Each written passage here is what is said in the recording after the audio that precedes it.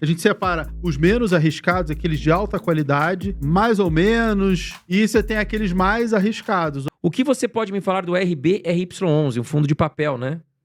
Eu não lembro de cabeça. RB, pelo nome, deve ser algum tipo de high yield.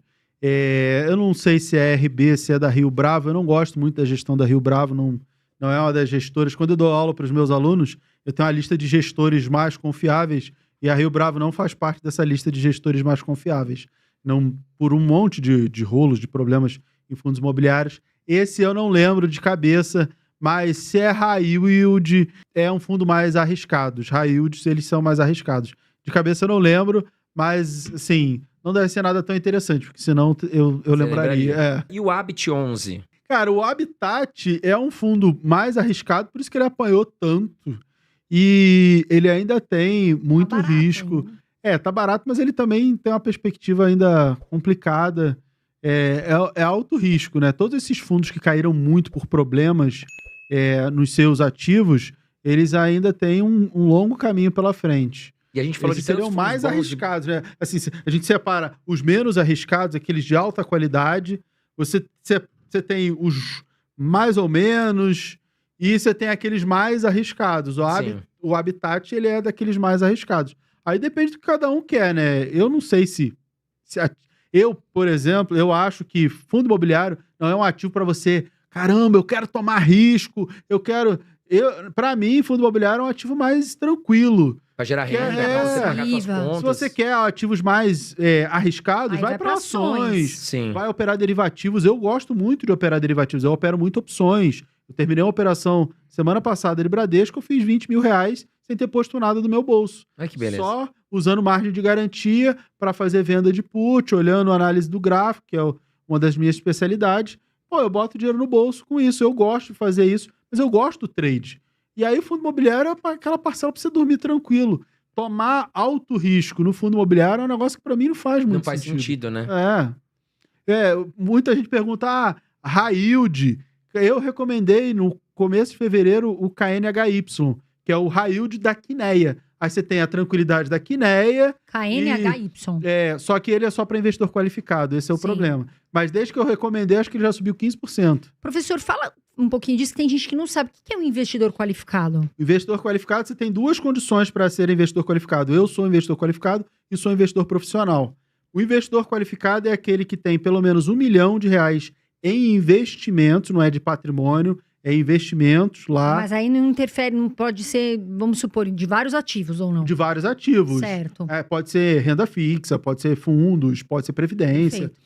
E que ateste, que assine lá o termo que é conhecedor do mercado. Essa é a primeira condição. Tem uma condição mais fácil, que é ser ou analista CNPI, ou assessor de investimento AI, ou especialista em investimento CE, ou planejador financeiro. Ter uma das certificações aceitas pela CVM para ser um investidor qualificado. Você pode também ser um investidor profissional, que é aquele que tem mais de 10 milhões sobre patrimônio, sobre a sua própria gestão, ou que tenha a certificação de CNPI, CEA, o AI, o CFP. Eu, como sou analista CNPI, eu acabo virando as duas coisas, independente do tamanho do patrimônio. Quais fundos base 10, que não é sendo barato ou caro, que fazem sentido a pessoa estudar na carteira dela? Assim, tem a minha carteira de fundos imobiliários de R$50, todos eles são fundos base 10.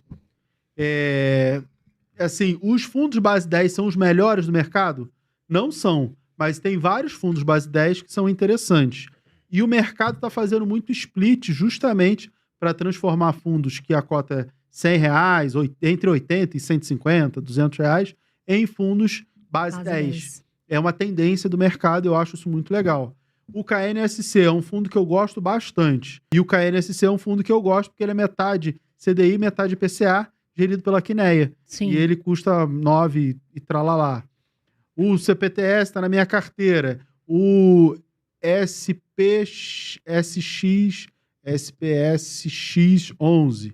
Eu sempre troco as letrinhas da SPX, SPXS11. Também é um fundo base 10, também está na carteira. O GALG, o GAL que virou GARI, também é um fundo base 10. A gente tem vários fundos, mais fundos de papel mas a gente tem alguns fundos de tijolo que também, o GGRC, Tava com ele na cabeça.